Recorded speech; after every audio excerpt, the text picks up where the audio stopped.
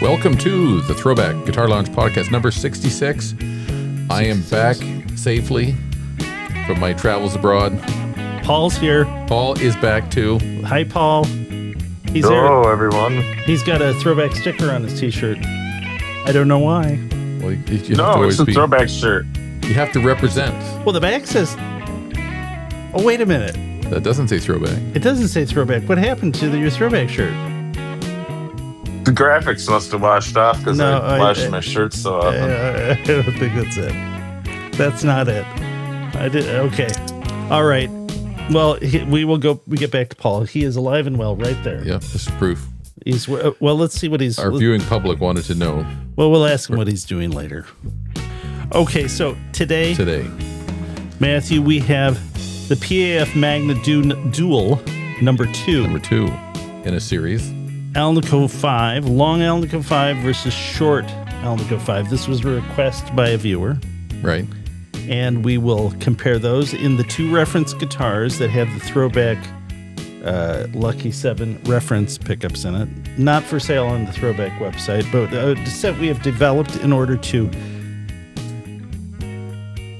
have a standard reference for these magnet duels. Now, I'll throw a little tease in here, and we don't have to answer it, but I just want to let the viewers think about it. Which do you think will sound more aggressive, stronger, the long A5 or the short A5? You'd think short because it's smaller, right? No, more aggressive, like grindier. Okay. So just think, the viewers can just think about that, and then when we get to the, we'll test them out, and we'll show. We won't give anything away. Sure. But you've got the short is literally a little. How much smaller is it than the long? It's 2.5 inches for long, right? And I think it's 2.35, 2.34 inches for short. So and these are the historical dimensions for what would be in a P.A.F, P90 bar magnet, or a short magnet P.A.F, or a short magnet patent stickers, or a T-top for that matter, is the short. So. And then in the Guitargument this week, we're going to do lightning round. Lightning round again. We thought of a good topic for a future show for next week, perhaps. We'll save that. But since we're going to do the pickup magnet duel / face off P.A.F. pickup magnet duel, we're going to make that the clickbait thumbnail, and we don't want to waste such a good idea that could have a nice clickbait thumbnail. So we'll do that, your idea, next week. Okay. We'll do the lightning round this week. And we have changed the format just a little bit here. Viewers suggested, we had we've had ThroBak news segments before. Right. And we're going to put it right in the ThroBak mailbox. And we're just going to call it ThroBak news. And that'll include a viewer mailbox. Yeah, we won't abandon our viewers. We'll still answer questions. But there are happenings here, right? That we've been putting into that category. So we'll just call it ThroBak news, and we have one this week. But do you have any? Before I get to that, Matthew, do you have any? Oh yeah, I do. Any viewer mail? Well, I had one. I noticed. Are there any irate ones? Those are always the fun ones. No. Oh, actually, one. Yes, I got one. But the first one I'll respond to is more of a query, and it was a compliment to me, so I had to bring it up. Did you get prior approval from me for this? No, I just went ahead and booked this one. It said one of the comments from episode 65 said, Matthew, your commitment to podcasting is outstanding. Oh, wait. So this is referencing your commitment to the remote broadcast, international remote broadcast last week. Did you literally travel with a mic to film from your in-laws? And the answer is yes. Yes, he did. And I want to show people. This is our... Oh, this thing is a big bag. This is our... That's our podcast bag. This is our podcast go bag. Yeah. So in this bag, I have a... I'm not going to show it all because you won't be able to see it. But there's a mic just like this. There's a nice little stand. And then I would just travel with the laptop and plug it in. Yeah. And I brought my own headphones. They're just like these ones. So at a moment's notice, if I got a phone call like I'm needed in Timbuktu, this would come with me. That's right. and the podcast would go on. Next quilting tour you go on, this will be right along with you. Maybe you'll have the a wilds quilted of bag Michigan, for or this. maybe another state or another country. Who knows? I could get a quilted one. You could get a quilted one. Yeah. I'm a little worried about that little. Maybe the stand needs a bag. Oh, is it protect it kind of like? inside. But yeah, it may be. I was a little worried about the headphones in there, but everything stayed put, and it just Well, the microphone's in a bag, right? yeah. Yeah. The microphone's in a bag. Okay. Well, anyway, so that's our little go bag that we use. Your efforts have been acknowledged and appreciated. Yes, Okay. and I appreciate the people acknowledging that. Your papers dropped. Oh, you got those. Here, I got that for you. It's a little thank you for your efforts. Okay. And then the only irate comment, and we really don't have a lot to do with this unless we tell YouTube to demonetize, I guess, or stop putting ads up. People are complaining about the amount of commercials that come on during our broadcasts. Maybe that just shows how popular we are, because we have no control over that, right? Everybody wants to put an ad on our stuff. I'm not, shockingly, believe it or not, I'm really not a YouTube expert. Right. But I think that they'll still put ads on, even if I think it used to be they wouldn't, but I think that you don't necessarily have a choice about it at this point. I don't think so, because think about it. You get this broadcast platform, but what do you pay for it?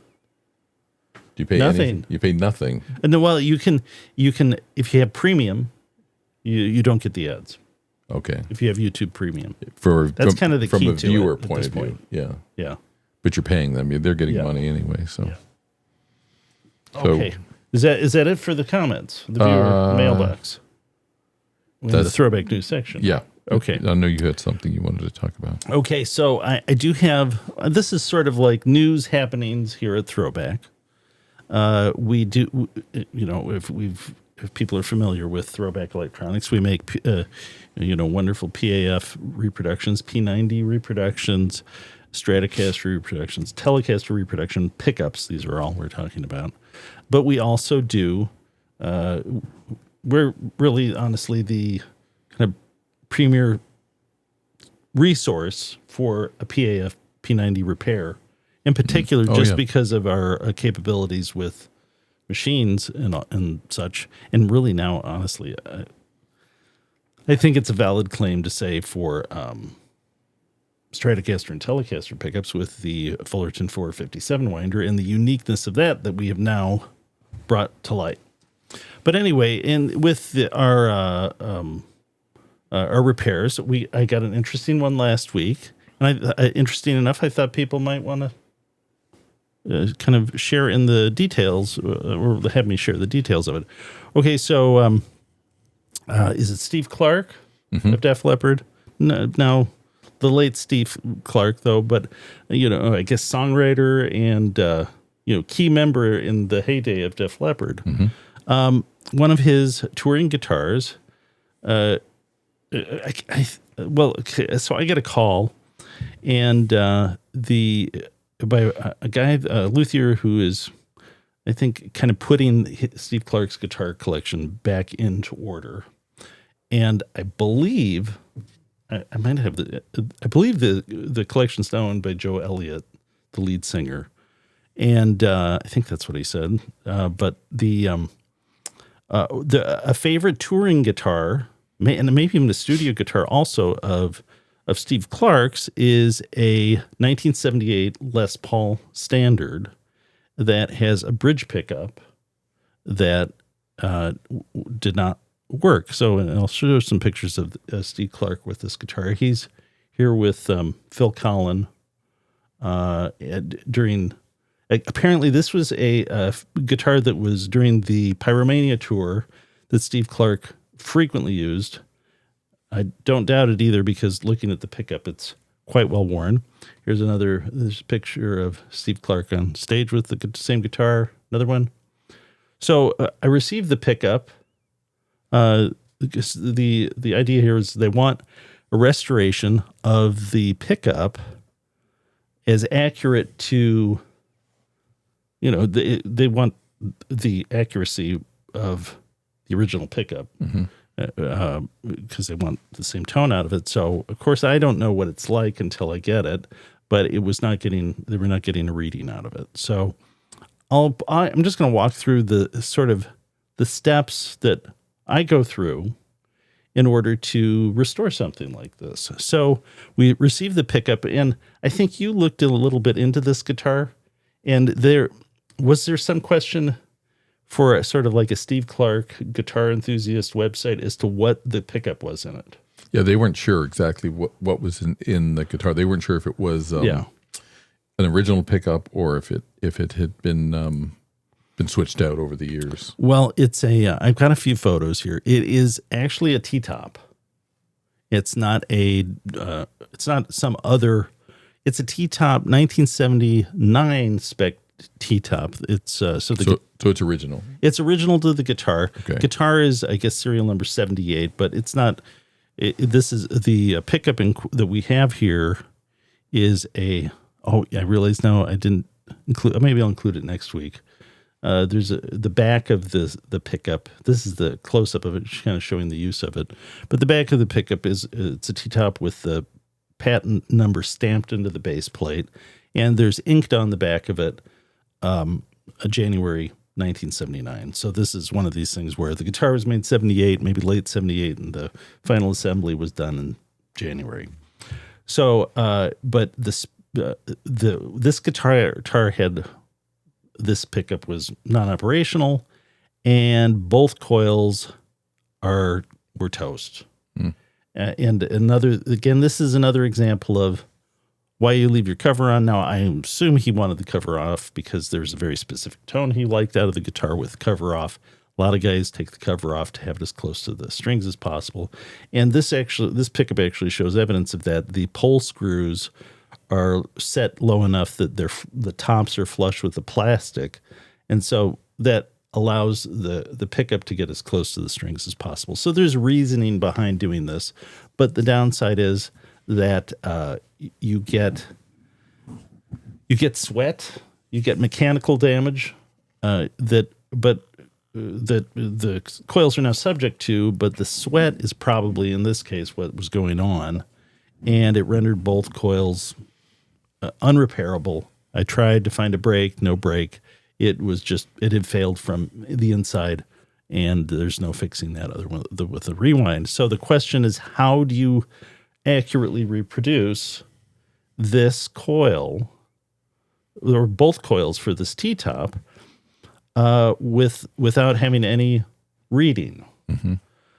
So the first step is I took the bobbin here, and I weighed it on a jeweler scale, and to get a for both of the bobbins to get a reference as to what the finished bobbin with the wire on it is, and then I took 10 feet off of each coil, measure the outside diameter and the ohms per foot, and then I find matching wire to that. Being a T-top, this is poly wire. It's very consistent to this day, much more than plain enamel poly wire is. But so once that step is done, I stripped the wire off of each coil, and I measured that, weighed that separately on a jeweler scale. And the jeweler scale is very, very accurate. So to such a degree that 100 turns will give you I think it was 34. I probably should have photographed that too. I've got it written down, but it's so sensitive that 100 turns gives a sizable reading. So before I stripped the wire off, though, I measured I counted the turn per layer, went through 10 layers or so to find out the turn per layer. And it was evident from the turn per layer that this was the original here was wound on a Meteor 301 machine. And I know that from knowing how the machine itself is what it's capable of between all the machines Gibson used as far as turn per layer. And an interesting side note with a vintage P.A.F. wound with a Meteor is that very often they have the same turn per layer for the machine as a Charlie Christian pickup. So I don't know if Gibson had one of these Meteor machines dedicated with fixtures for a Charlie Christian pickup, but you will see P.A.Fs, and this pickup has that same turn per layer that is a signature of the 38 gauge setting on a Meteor 301 machine. And either they had, now the history with Charlie Christian pickups is Gibson made them in the 50s and then the 60s, and I think there's even examples of them from the 80s. So they either had a dedicated Meteor machine that had those settings always dialed into it, and they used it also for humbucker bobbins, or they would periodically, when they did a run of Charlie Christian pickups, they would change the setting on the machine and forget to change it back. The Charlie Christian maybe change it at some point. The Charlie Christian pickup, was that the one that was in the neck of John Lennon's yes. Les Paul Special? Yeah. Okay. So this is a little bit atypical of a T-top. Generally, they're usually dialed in for the 42 gauge setting on the Meteor machine. So this is a little bit of an anomaly, although I've seen them in patent sticker and P.A.F. pickups with this same turn per layer. So I think it's probably likely that it was a setting that they would change, and then they wouldn't feel the immediacy to change it right after they made a run of Charlie Christian pickups. So, but any event, so I now know the turn per layer. I set the Meteor machine for that. Mm-hmm. And I wound a test coil, weighed that, stripped the wire off also and weighed that, and then also weighed these bare bobbins without any wire. And I could very accurately extrapolate, just with simple math, what the original resistance would have been for both of these coils. So the finished result is we now have 2 rewound coils that I can confidently say are exactly the same resistance as the original coils. In fact, I was actually surprised that the scale was this sensitive.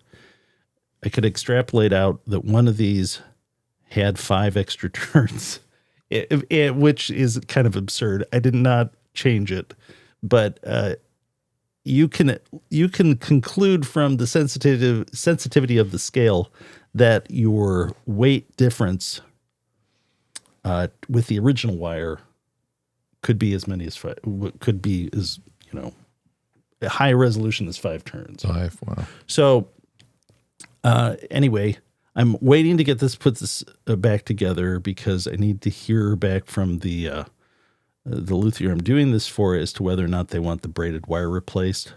Initially, he was thinking maybe the braided wire had a short in it, but right before you change that, you can see this. I've seen them before, but you can see the T on the T-top of the bob, and it's kind of interesting. Yeah, and I think some of the question too, with what this pickup might have been, is for the Steve Clark sort of guitar enthusiast website, is that Dirty Fingers would actually, I think it depends on the era of the Dirty Finger pickup, but T-top bobbins were used for multiple models. But this has the classic T-top spec, which for this era, which is a short Alnico 5 magnet, and the resistance on this is a little hotter than typical. It's 7.8K, and it also has a coil offset that is, I'm not going to tell what it is, but it favors what would typically be the preferred coil offset for a bridge of a lower range, lower resistance pickup. And it is more than you would typically see in a T-top. Usually the coil offset with a T-top is very small. Mm-hmm. But this, so my guess is that Steve Clark liked this pickup or this guitar partly because of this bridge pickup, because it just through, I think, luck, it has an offset that favors a bridge position pickup, and it also has a turn per layer that is found on T-top, or is found on vintage P.A.Fs, and not so typical on a T-top. So anyway, I need to hear back from the luthier who is having me do this work, see if they want the braided wire replaced. I think they probably shouldn't, just for the sake of accuracy with it, historical accuracy. But once I hear back from him, I do like to hear these things in a test guitar so that I can, just have an auditory reference for myself and just, make sure that there's not something that's kind of amiss other than what I've figured out just from the electronics of it. So it's always useful to help hear it. So maybe if I get that done in time, it'll be on next week's show. Just now, this possibility. Now, did you think back in high school you'd be working on No. Steve Clark's guitar? No, that's pretty cool, really. No, I would have never thought that. Yeah, no, and what's interesting about it is also it's obviously gotten a lot of use. Mm-hmm. This would not be used to the point it would get that sort of use, and also to the point where it, so much use that it's been sweated on and failed because of it. If he didn't like it, so it's really cool to think like, we're fixing something and putting it back to the way it was. That was important enough to the artist or the player. Even it wouldn't have to even be a famous player, but we're getting to the opportunity to put something back right in the original way that it would have been, that made the artist or the guitar player, favorite to begin with. Mm-hmm. Yeah, and a celebrity guitar like that, yeah, it's pretty cool. So that's it. That's all the news. Okay. So we're going to go to pickups of the week, right? And we are going to do the P.A.F. Magnet Duel / Face-Off number 2. And this was a viewer request that they want to hear the difference between long Alnico 5 and short Alnico 5. So we will fulfill that request right now. Should we let me take a sip of water. We'll do some clean and we'll do some dirty. Right. You got to get your bass. Okay. I got to get a guitar. We will be right back. We're back, Matthew. We're back. And I'm going to switch to the shot here. We'll start with clean. Now this is since people may be most familiar with the tone of this long A5, we'll start with that. Because that last week was, last P.A.F. Magnet Face-Off was long A5 versus long A2. This week, that was episode 64. And this episode 66, long A5 versus short A5. And so we'll just start with, for anybody who's like, binge watching magnet comparisons. I think that's a good thing. Or I may be... It's a good use of your time. In theory, I guess it's good use, or maybe it may be very disturbing. I don't know. But either way, these are serious things. You're going to have some, at the end of this, there's going to be a lot to binge watch or binge listen to as well. Right. Okay. You ready? Yep.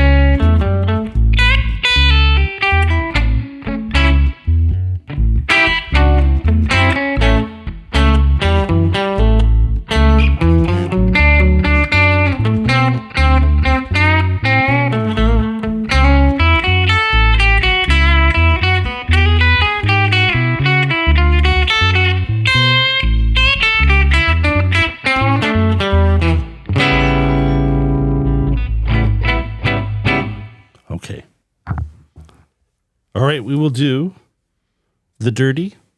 Well, that doesn't sound quite well. We will do dirty tones with. We didn't show. Let's show the amp real quick here. Oh yes, do that. Let's do the amp cam. We're using that Deluxe reverb there on the bottom, 1979 Deluxe reverb, and for the distorted tones, we are using this Nobels ODR1 with those settings. Okay, let's go now. Do you want to show the amp settings? We just showed the side. Yeah, sure. Let's show it real quick here. And it is a little over 2 on the volume, around 5.5 or so on. Is that the treble? What is that? Or no, sorry, that's the bass. 6 on the treble, and everything else. No, that was the treble. The second one's the treble. Sure enough? Yeah. Okay, never mind. 5.5 on the treble, 6 on the bass. Okay. Going through an aux box with a Deluxe reverb cabinet in there, but the reverb is coming from the aux box. Okay, let's do the dirtier tones now, Matthew. And you ready to go? Mm-hmm.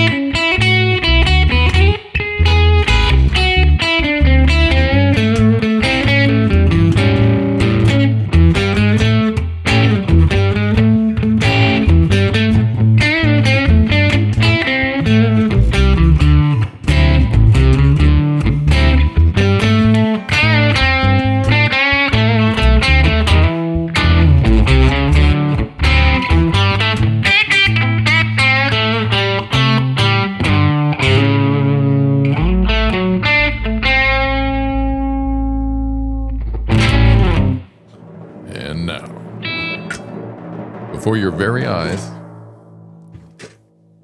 almost the exact same guitar. Heritage 150. Same weight. Custom core. Same weight. Action's really about the same. Well, action's the same for all these. And two, again, anyone wanting to know sort of what our specs are for making these reference videos, is in terms of action is 2 millimeters, low E and high E.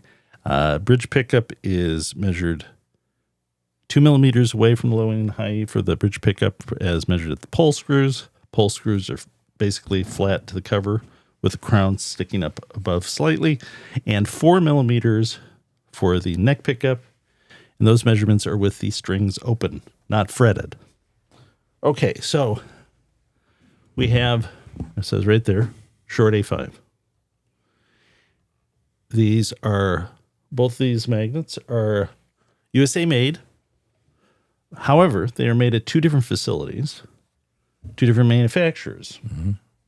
So there's a difference. Well, maybe we'll just talk about this later, but there is a difference. That there's part of the difference is just the different sort of processes and routines when it comes to the casting of the magnets, the handling of the materials, what their base mix is, and the heat treating process differences between the 2 places. But okay, so we're going to do clean tones with the short Alnico 5. Okay.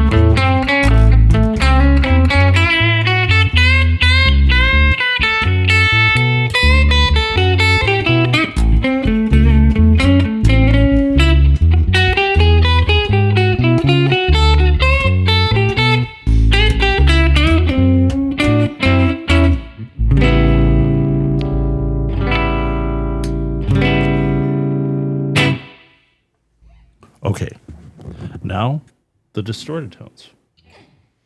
And now you have to listen closely and maybe compare back to the distorted of the. We'll do time of the long A5 and see which is more aggressive. Okay. What? Oh, we always play the same thing. Okay, ready. Yeah.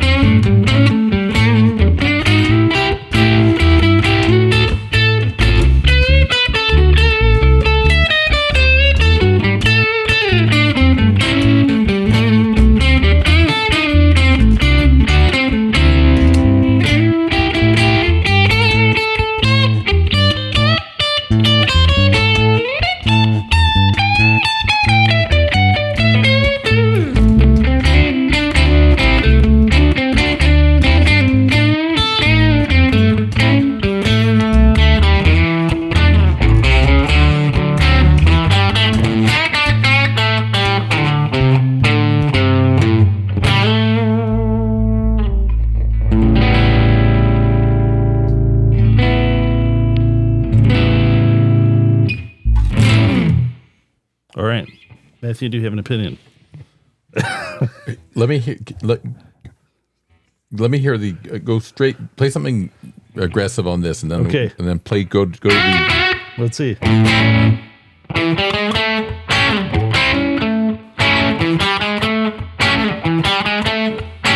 All right. Then go right to the long A5 here with the overdrive on. I was doing this for quite a while ahead of time, and I've developed an opinion here, so I'll see if it shows up. Let's see what your reaction is.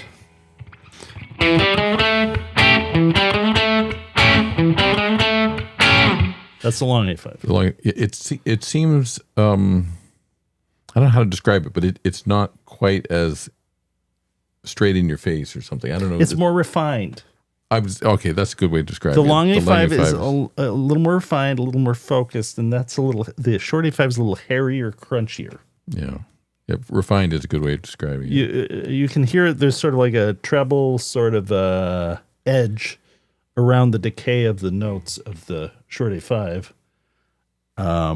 This is more refined sort of decay.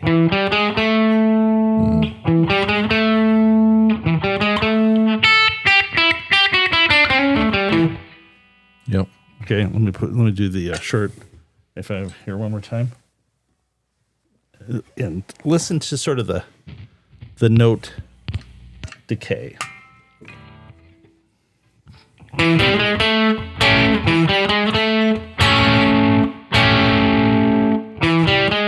And it also, I describe it as having, there's sort of when people ask the difference, I'd say this has sort of a lower mid sort of punchier sound. Mm-hmm. But it has that sort of distorted decay. Yeah.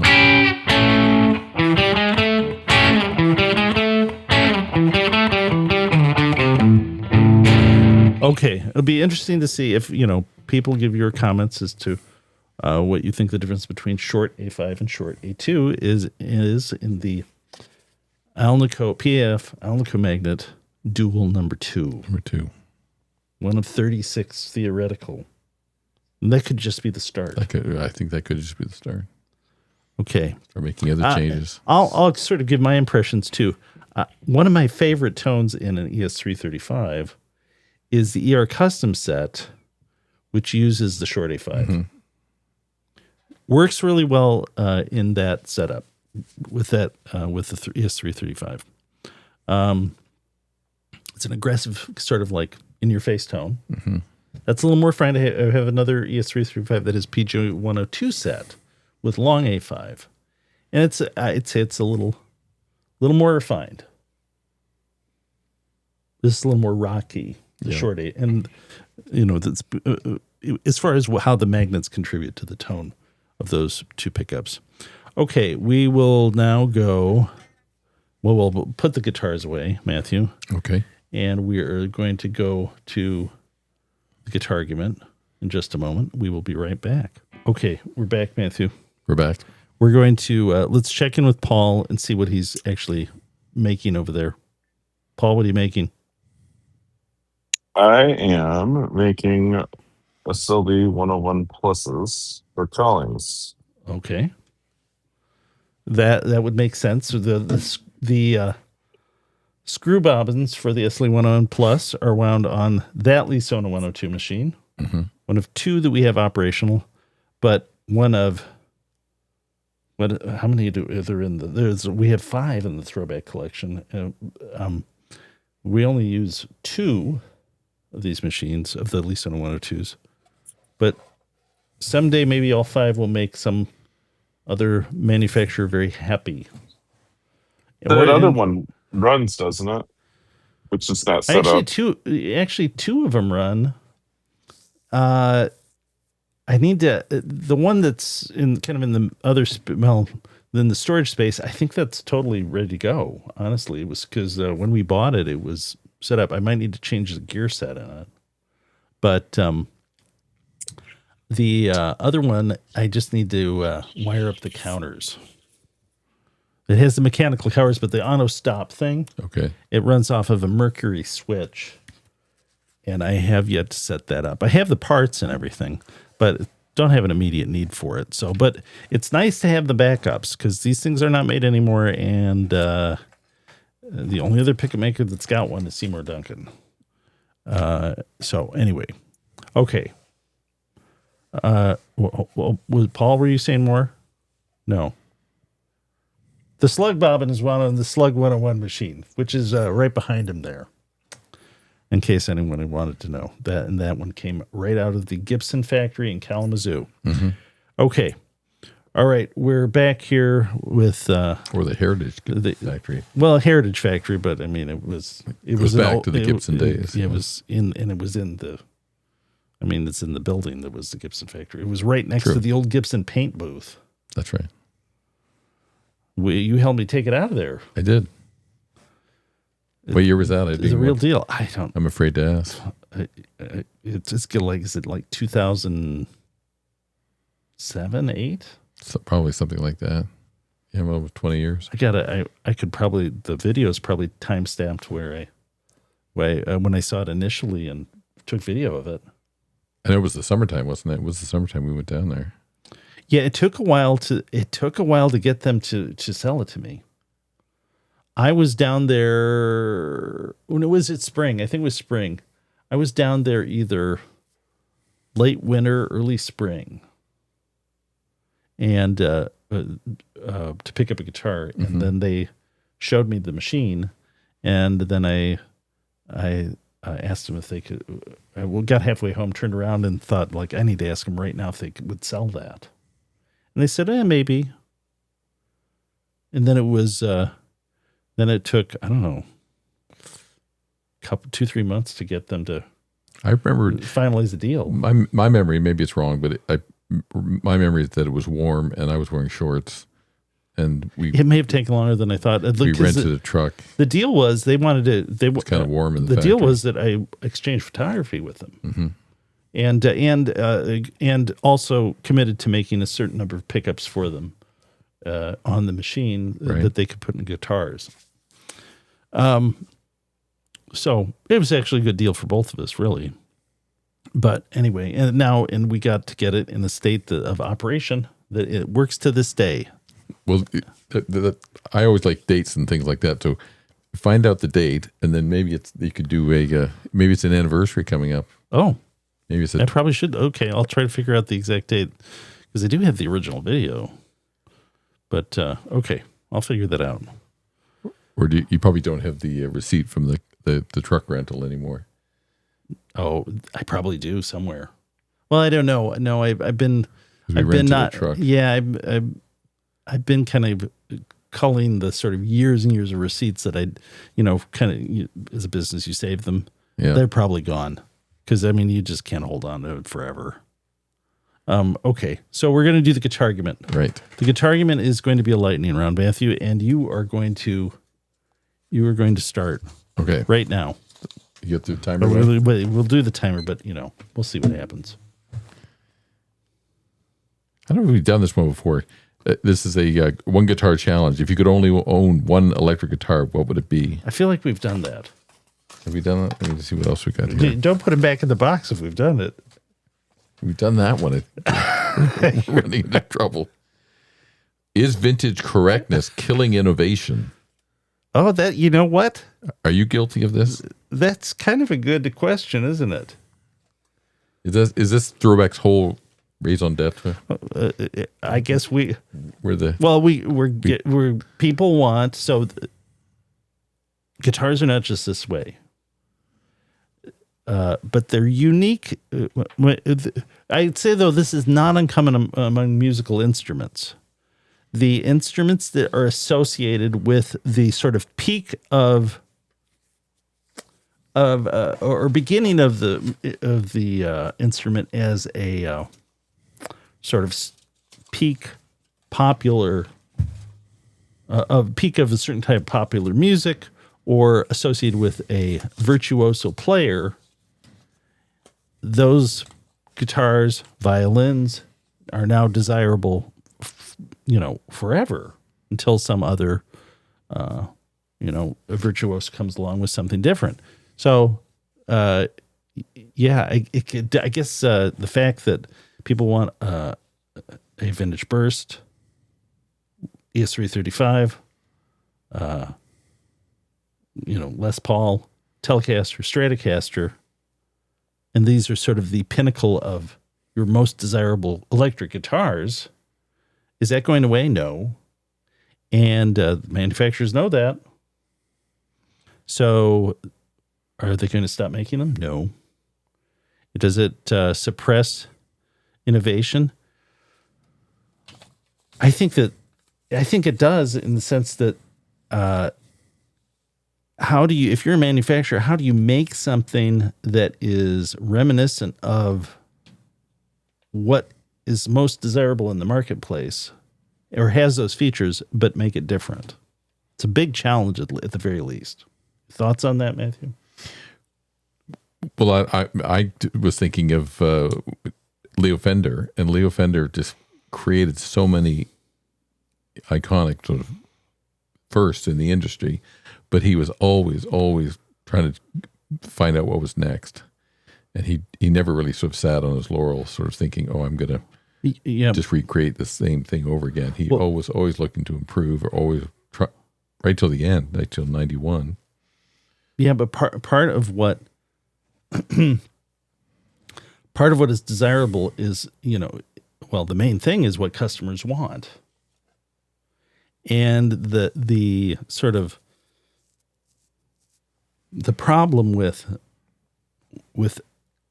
a guitar or something like that, where the further the time away is from the more desirable guitar gets more desirable every year, due to scarcity and the value of it going up. There's no way to kind of neutralize that formula, is there? No. They're always, a manufacturer's always got that sort of that benchmark that is becoming less and less attainable all the time. Even if they make a totally one-on-one copy of it, they still don't have quite the scarcity of the original article. And then part of that scarcity is the playware that is just authentic to an older instrument. Well, part of it is that Fender, Leo Fender, and all those guys in the early days, they worked very closely with a lot of working musicians. So there's this sort of give and take between what the manufacturer was creating and what the musicians wanted. But if the musician is just getting if they're not demanding sort of like new stuff. Yeah, the innovate it could be as innovative as you'd want, but if the demand from the player isn't there, yeah, then the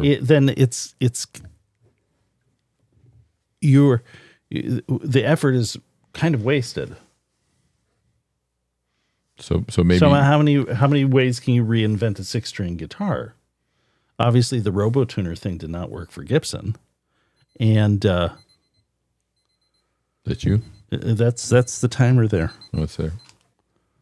So was that enough? Was that one that was enough to fill the Guitargument? I think there. That's for Do you have any thoughts about that beyond what we said there? I totally understand why, as a business, a guitar company wants to innovate, but they have to fight against the thing that has become most popular and collectible. Yeah. Well, I'll tell you, you're going to know if you go back to NAMM in January of 2026, and if more, if you see multiple versions of, say, microtonal guitars, Yeah. is that going to be a thing, or is that just such a niche little thing that nobody's going to want to invest in that? See, I think the guitar is just super unique as a collectible and as a tool. Because it has all those aspects of being a tool for a musician, a desirable visual object, a desirable object to play as a guitar player, and then the collectability aspect of it, that with the most desirable ones, monetary value goes up. And then on top of all of that, you have this connection with music where people, I think maybe even the audience, has sort of an emotional connection to what the player is using. Mm-hmm. And certainly there is as a guitar player. So there's I just really think it's a unique sort of set of criteria that makes a guitar popular, and it's kind of unique, I think, to a popular music instrument like the guitar. Am I wrong? No. So there's like all these sort of other factors that come into play that get in the way of innovation. Well, okay. If you followed any of the videos this summer from our French Canadian favorite band, Engine de Poitrine. Actually, I do like him, honestly. Some people don't, but I think it's kind of... Well, is it Kiln? Yep. Is it Kiln? He's the guitar player, right? Kiln? Oh, Ian... Oh, no. No, I don't know the names. You mean in the game band? Yeah, they have two. There's Click. I think Click is the drummer, and Kiln is the guitar. Well, Godin made him a new custom guitar, because if you look at the headstock... Oh, they've actually made something for him. Yes, he had 3 on the side tuners and 2 on the side tuners for the bass, and 3 on the side for the guitar. Now they're 6 on the side, and if you look at the headstock, it does say Godin. Okay, and then if you go to their website or Godin's website, the band's website, they spent I don't know how many hours making this thing, and they needed something lighter. I think it's a bass with body. I never get why Godin electrics aren't any more popular. Because whenever we go to NAMM, they're there. Yep. They're nice guitars. Yep. And they're not, I assume, I don't remember, I haven't looked at pricing recently, but they're very reasonably priced, aren't they? Yeah. Yeah, they're not crazy priced. Yeah, they made some interesting, still do make some interesting guitars. But yeah, no, I was looking at a couple on the used market, and I think part of it is you don't have an artist. You don't have that backstory that someplace like Fender or Gibson does. Yeah. Or even Ibanez. Yeah. Ibanez, Fender, Gibson. Yamaha's got sort of a backstory with players like what's his name? Mike Stern. Yeah, and guy plays the ES335 style guitar. No, that's Ibanez. That's Simon. You're thinking John Schofield? Yeah, I'm thinking of Job Schofield. Yeah. Speaking of which, I don't know if you know. He's coming into town. He's coming to town. Yeah. And there's somebody else coming to town too. But he's going to come to St. Cecilia, so you could get a pretty intimate venue to see. All right. Well, some of these greats. Yeah. I've kind of debated whether or not we should go. Isn't he? He's appearing with someone else, right? Yeah, I think, is it a bass player or? He's one of those artists though that I think there's. Well, I've got a CD of his, but I don't know sort of the body of his work. Mm-hmm, same. But I suspect that there's some that's more sort of refined jazz, and then there's some that's more sort of jazz, poppy, rocky a little bit in its sensibilities. I like that. Mm-hmm. I'm not sure that's what he'll be playing at St. Cecilia's Music Society. I don't know. I guess probably it has to do with what he's selling. Yeah, what music he's promoting right now. Okay, so we're going to go to Rorschach Riffs. Okay. We will get the guitar. Paul, I know you've been waiting for Rorschach Riffs. You have missed how many Rorschach Riffs at this point? I don't know. 2 at least. Is it 2 or 3? We will have to. So we'll now, Paul. Do you think you will? Well, Matthew, give us a hint as to what's in store here. Okay. So all of these come from music that was released 35 years ago, between mid-August and late September, 1991. Okay. Some of these, then that Paul, that means you should be familiar with some of these. Yes. Yeah, I'd be a junior in high school. Okay. 91. Okay, so 91, you said. Yeah, mid-August to late September. All right. Very well known. All right. And now one of the artists, I'll give you a hint. One of the artists is a artist. If you cover any of their music on YouTube, you will immediately be banned. So it's Led Zeppelin. I don't think Led Zeppelin. I don't think they care. You mean banned or copyright struck? They'll strike you. Yeah, I cannot do any. I don't bother trying to do anything by the Eagles because they will. Oh, okay. Take you down. And this is another band that does that. So we're going to find out right now. But don't play it well at all. No. I've tricked it because they did a cover on this record. Okay. All right. So it's a cover song. It's a cover song. Okay. So it's not the original. All right, Paul, you ready? I'm ready. Do you have anything to write notes on? If you're really committed to this Rorschach Riffs. Oh, he's got it right there. Okay. All right. I'm all warmed up. You're warmed up. Okay. I'm ready to go. Oh, you gotta get the riff camera here. Okay. And Paul and Matthew, you are playing the short A5. Yep. Short A5 pickups. Well, magnets in the Heritage, the Lucky 7 set reference set. Okay. I'm ready whenever you are. Okay, ready. I'll try this best I can. Ready? Okay. That's kind of. I'm not doing enough of the little doodads in between. So, anyways.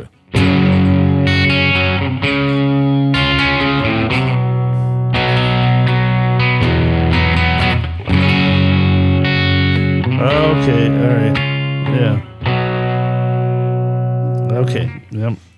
All right. Okay, this is the hardest one. 3. Okay. And I gotta. This is just. You mean for you to play, or for me to play, and for you to get both? Oh, okay. Go ahead.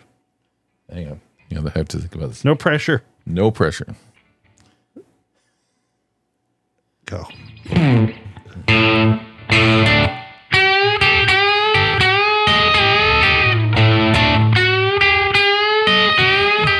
You're not gonna get. Are you close? Is this? Where in the song is this? Right at the beginning.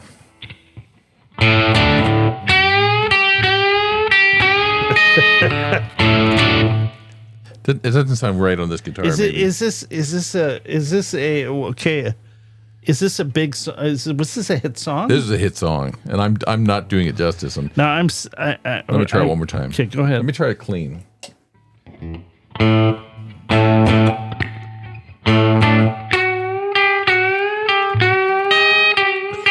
That does not sound right. Now this, I might. Do you want me to do any other ones? Because I do want to detune for this one. For 3, can you give us anything else that might help out? Because to me, it sounds pretty bad. AC/DC-ish. Yeah. But is that really what it is? Okay. Like the guitar player was known for using a Strat.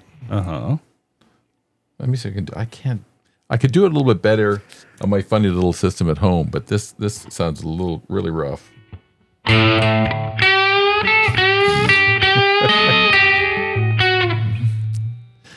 And then there's a Grand Rapids connection with one of the members in that band. Oh, okay. I know the song now.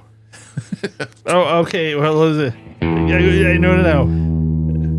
Yeah, I know what you're trying to duplicate. It's difficult. Right now.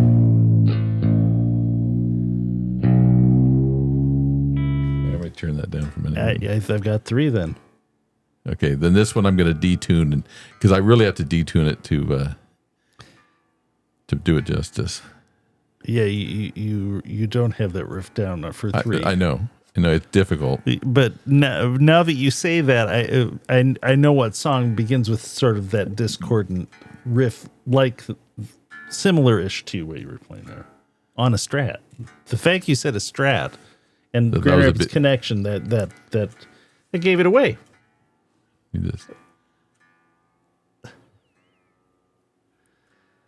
Why? Matthew, what's going on there? I don't know. I think I dropped it down too much. You just want to drop D? No, I need to drop it down. The whole thing? A whole tone. So the A would be a G, right? Oh my gosh. This is going to fall apart here. Okay, hang on. I think you're nowhere close. Hang on. Oh, okay. You need more. You need to be thinking more. Okay.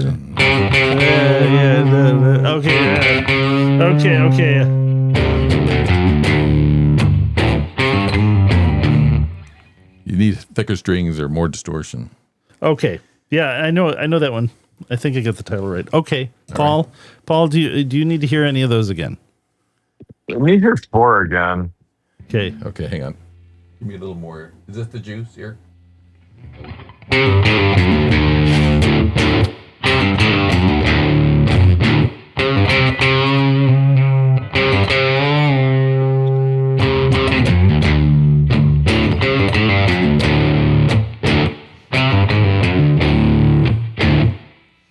Dun, dun, dun, dun, dun, dun.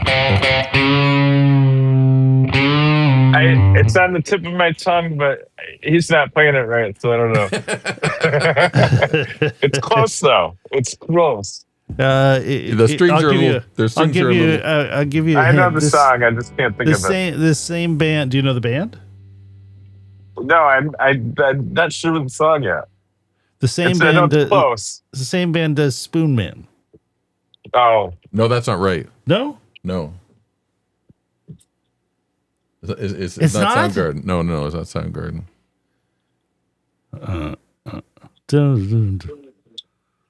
Oh shoot! I thought it was Rusty Cage. No, it's not Rusty Cage. Oh, let's see. Well, now I want to hear more myself here. Hold on here. I gotta run this through my auditory database here in my head. Okay, so the album title was a sort of reset, and it was named. It just had the name of the band on the record. Is it Alice in Chains? No. What the heck? Why am I? I know the song. The lead guitar player in the band bought a very famous guitar. Is that Metallica? That's supposed to be Metallica. That's my interpretation of doing this song. It's from the album that came out in '91. Their biggest record. Why am I drawing a blank in the name of the song? And why did I think it was Soundgarden? Rusty Cage. Because it's all kind of dropped. That's Rusty Cage's drop D, right? They all, I think you're right. I think all the Soundgarden's all drop D, kind of weird stuff. Shoot. Darn. I know the song. Why am I drawing blank? I thought that was Rusty Cage. Yeah, I know the song. Why can't I think of the title? Okay. All right. Well, let's go. The one. Okay. Should we play one? Play one. Well, you can't. I can't really. Okay, Paul. Do you remember what one is? You must know that one. I do. What is it? Teen Spirit. Smells like Teen Spirit by Nirvana. Yeah. Yes. Okay. 2. Did you know 2? Yes. What is Knocking on Heaven's Door by Guns N' Roses. Okay. Correct. Or Bob Dylan. Or Bob Dylan. But I was doing the. Okay. Now 3. Did you get 3? Maybe. So what? Pixies, Where's My Mind At? No. It's Give It Away. Is it Give It Away now? I think it's Give It Away. Give It Away, the Red Hot Chili Peppers. I didn't hear the Grand Rapids reference hint, and I probably would have just guessed them anyways if I knew that. Okay. And maybe 4? not the song though. 4 is Metallica. What the heck? Why do I am drawing a blank on that song? Does Paul know? Paul, do you know? No, yeah. He. Do you know what Metallica's on? Okay. Let's see here. What is it, Matthew? Sad but true. Sad but true. Yeah, that's it. Sad but true. Okay. But what's interesting about these, if you want to go right into the musings. To me, it sounds like Rusty. It's like could have sworn it was Rusty Cage. Yeah. But I guess for Rusty. Well, what Rusty Cage has this sort of how would you call it? It's sort of like a looped. It's not a loop, but it's a riff that recycles. Which record did? Yeah, it's a different thing. Which record did Rusty Cage come out with? That Bad Motorfinger? I don't know. Bad Motorfinger came out, I think, later in October of '91, but I don't know which. It's interesting that like I could actually like hear the lyrics in my head with the Metallica song. But you couldn't name it. I guess it's a little slower than go to the musings because this continues right into the musings. Okay, so you have it there. Okay, yeah. So what's interesting about these, like Metallica was released on August 12th, '91. Yeah. GNR Use Your Illusion 1 and 2 came out on the 17th of September '91, and then Nirvana, Nevermind, and Red Hot Chili Peppers. Wow, they're all came out on the same day on the 24th of September. Wow, they're like within a few days of each other, or the same day. Same day, yeah. So, but those records came out within 6 weeks or so. And what's interesting, I mean, Nirvana doesn't exist anymore, but Dave Grohl is an arena act. All of these bands are not the arena acts, they're stadium acts. Yeah.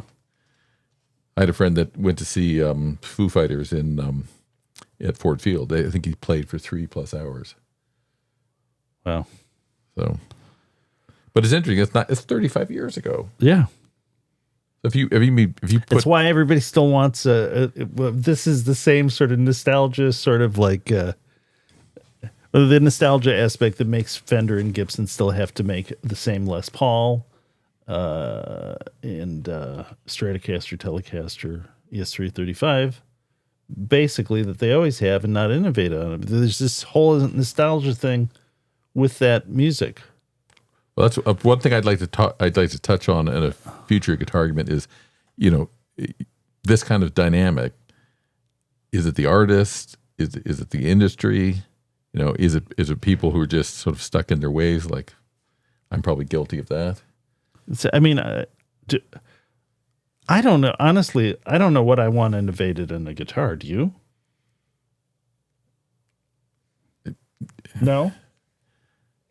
I don't. I can't think of anything. Well, I think that doesn't mean if a cool guitar came along that you wouldn't want it. that I would definitely buy, and I think there's been attempts to do this, like the Fender, the 60s, 50s era Fender or somewhere there's a classic design that they didn't make. Okay. But it's a classic design.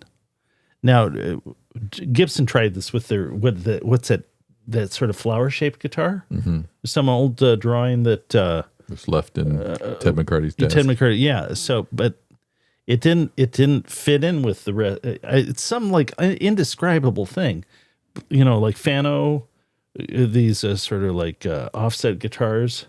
They sort of try to duplicate that. Yeah, and they kind of come close, but has Gibson or Fender really managed to successfully do that? I don't think so. It's like it's some sort of magic trick that they'd have to pull off. I think it's possible, but how do you do it? Well. Oh, and just one other note that speaking of old guys, Richie Blackmore performed with Deep Purple for the first time in 33 years. Oh my! This week. And you told me he did "Smoke on the Water" because it's the only song he remembered. He's the only song he could do. I think he could do more than that, but he had to relearn all the tunes, but he had to start with "Smoke on the Water." He wasn't up to speed on the rest of it yet. Still had to work out that one riff. Did you play that right off the bat, or did you play it just on the E string? I think you played it right off the bat. It is a genius riff in its simplicity, and memorability. And also it's easy to play. Yeah, very catchy. Yeah. All right. Is there more? That's all I got this week. All right, Paul, I think's cleared out. I bet his phone's not even there. I was right. Okay. All right. Okay. Well, thank you everybody for watching. We'll have a new segment next week. It'll be "Where's Paul?" Yeah. After once we go to the outro. All right. Thanks all for watching. Thanks for watching. Thanks for listening. See you next week.